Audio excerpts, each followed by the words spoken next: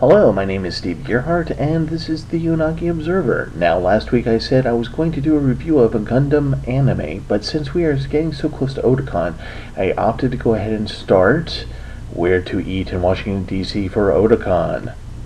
For those who aren't familiar with this video series, I used to do videos where to eat in Baltimore for Otakon for a number of years.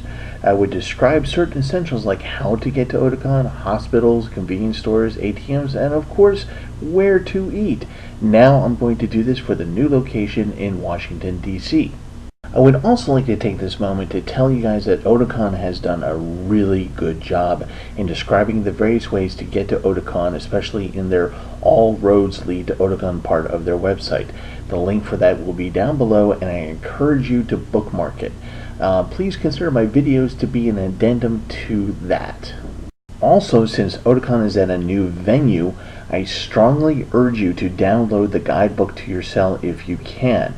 When they release it. I know that people like to have a tangible thing in their hands like the big ass schedule, but because the Walter E. Washington Convention Center is so big and so large, this guidebook actually may be a lifesaver for you. So to kick off this new series of Where to Eat in Washington, D.C. for Otakon, I would first like to talk about Washington, D.C. itself. And then we're going to talk about how to be safe in this new city and new location. So let's get started talking about Washington, D.C. Washington, D.C. is a beautiful city. And despite the fact that it is actually a little bit smaller in size than Baltimore, it will seem like a really big city. The reason for that is that there appears at first glance that there is simply more of everything. More sidewalk, more streets, more traffic, more people, more things happening all around you. While I am going to talk more about how to get around in DC in a future video, I'm going to briefly make two statements that I will repeat in every video because, well, it really does bear repeating. First, once you get inside of DC, park your car in a garage that will allow you to leave it there for the duration of your visit. Most of you will be able to take advantage of your hotel's lot or garage. If not, look online to find a lot or garage to park your car. I will talk about it more later, but there is no benefit to having a car in DC for Otakon. Traffic inside of the city is really that bad. Speaking of traffic brings up my second point. Be careful walking around the city. We are going to be in a high traffic area for both foot and vehicular traffic. As I said before, some of the streets in DC are very wide and traffic is very bad. Drivers in DC are some of the worst in the nation. DC also has a problem with pedestrians getting hit, so please don't contribute to that statistic.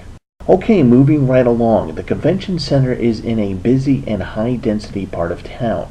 It is just north of the mall where many Smithsonian museums are. When you look at a map of the immediate area, and you should, you will see that a lot of major thoroughfares converge on the convention center and the area around it. We're going to be close to a lot of government buildings, tourist areas, and trendy neighborhoods, so be prepared to be traveling among large groups of people. City blocks in Washington, D.C. are different than they were in Baltimore. They tend to be bigger in size and they go on farther. There is a reason for this. Buildings in Washington, D.C. are not taller than the Washington Monument, so buildings have a tendency to be massive and can take up large blocks all on their own. So when you read how far your hotel is away in terms of blocks from the convention center, be prepared to give yourself some time as these blocks can get pretty large. There is a more serious bustle to DC than Baltimore. People will move very quickly to get where they need to go. They will bump into you and may give you a look. It really isn't personal, so don't take it personally. It's just that you are moving too slowly and you will need to pick up the pace a little. A really neat thing about Washington, D.C. is that it has an interesting population. It is slightly larger than Baltimore's, but it is far more diverse. It is the capital of our nation, so you will see many, many different ethnic groups and nationalities present and moving along with you. Also, while people are generally polite in D.C., the natives there, they do see you as a tourist. Therefore, you're kind of an inconvenience or an obstacle that is in their way. There isn't the epic rudeness that you get in New York City, but you will get the sense that you are in the way, and some might even be resentful of you for it. People in DC have a sense of urgency and self-importance that isn't the norm in Baltimore. So, the best way to deal with this attitude is simply to be polite and smile. Again, they would rather help you than to leave you helpless. It's just that they want to get it done quickly so they can go about their day. And there is one last thing about Washington, D.C. that you should really be aware of, and it may come to you as a shock. It is really expensive down there. Let me put it to you this way. 75% of Congress does not even live in Washington, D.C., but in the suburbs in Maryland and Northern Virginia, where it's cheaper. Some congressmen, when in session, even live out of their office than rather get an apartment in Washington, D.C. Another way to put this is that if you're legal to buy booze and you're here for Otakon and you decide to get a six-pack, you will find that the cold beer out of the fridge is going to be $1 to $3 more than the warm beer of the same kind that is sitting on the shelf warm.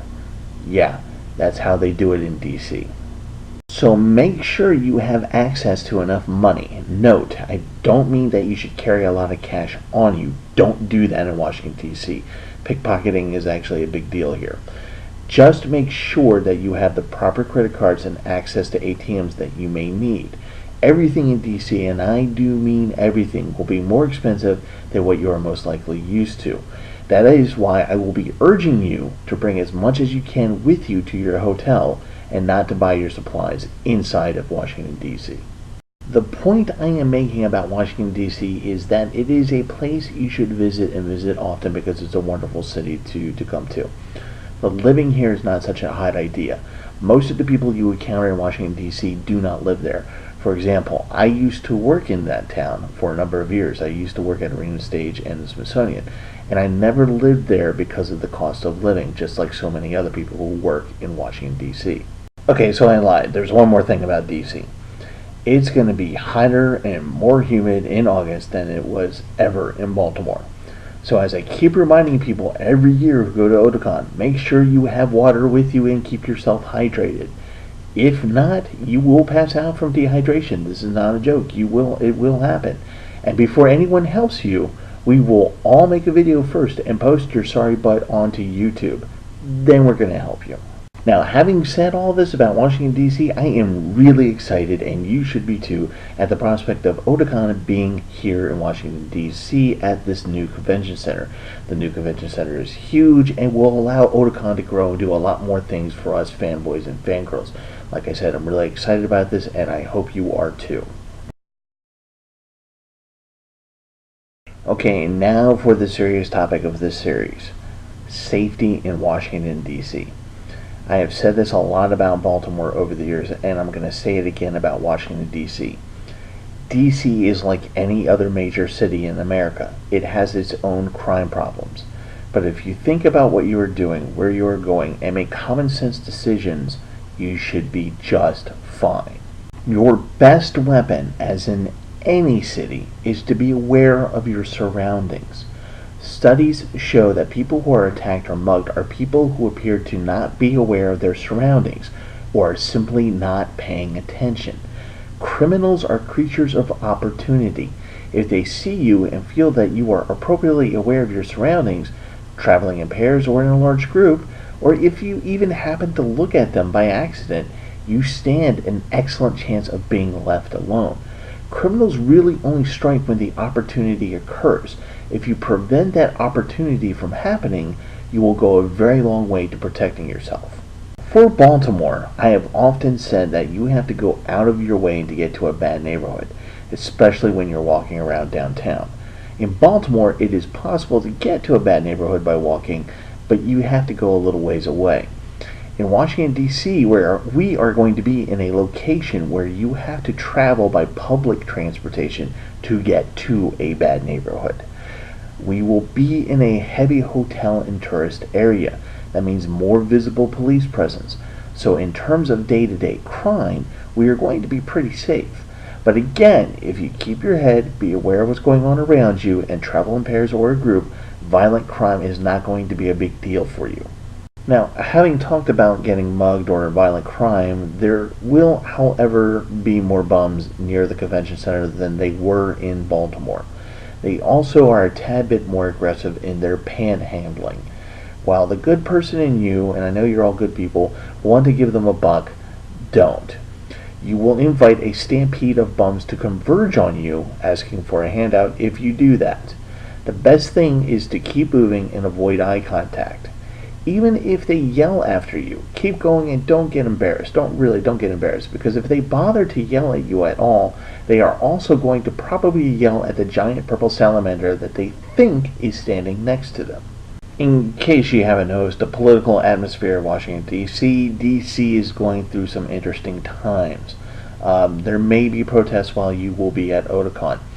As of the making of this video, I am not aware of any major protests or rallies happening while Otakon is happening.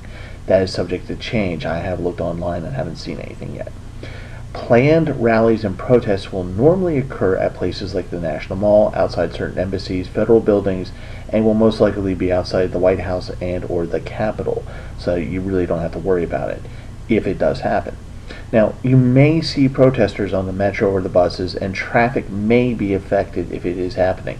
Simply give local news a quick look before you leave your hotel and see if your hotel is actually near a protest or rally.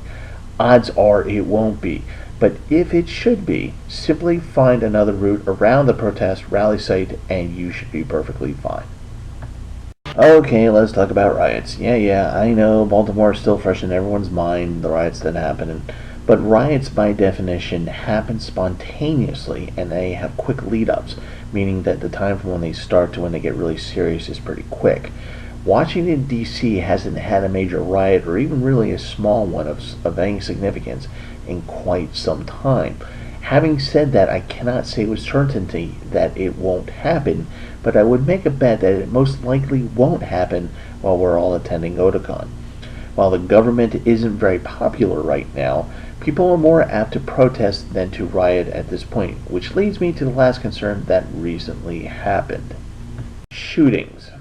As we all know, there was a politically motivated shooting against Republican congressmen and their aides recently.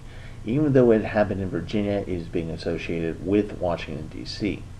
Now, Otakon has always had this kind of threat in mind while in Baltimore.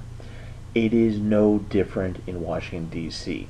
Now, the benefit to Otakon being in Washington is that the police presence is actually a little bit larger, and there are quicker response teams, and there is federal law enforcement, and on top of all that security available to us is the actual regular security available to the convention center, which will include all manner of experience from the security guard to plainclothesmen patrolling inside and outside of the Washington Convention Center. Now, while nothing is ever 100% preventable, I feel pretty confident that this concern will not be on our minds as we attend Otakon. As I have said before, stay aware of your surroundings. That's the best thing you can do for yourself. And if you can do that, then you're doing a lot for your own security. Okay, so that is enough for this episode of Where to Eat in Washington, D.C. for Otakon.